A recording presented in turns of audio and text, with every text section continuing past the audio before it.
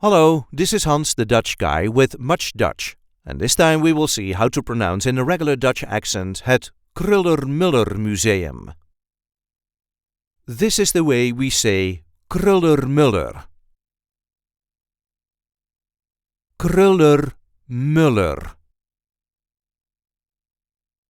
So the umlaut on both the O and the U makes it a non-typical pronunciation. And although we pronounce the o-umlaut correctly, we kinda copy that for the u-umlaut as well, which technically is incorrect. There is a light emphasis on the first syllable of the second word. Kröller-Müller.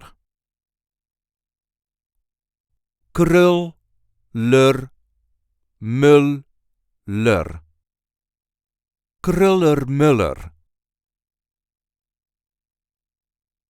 Het Kröller-Müller Museum has the second largest collection of paintings by Vincent van Gogh. I hope this video was helpful. You can help us by liking it and by subscribing to our channel. And we have plenty of other content here, so be sure to check that out too. Tot ziens!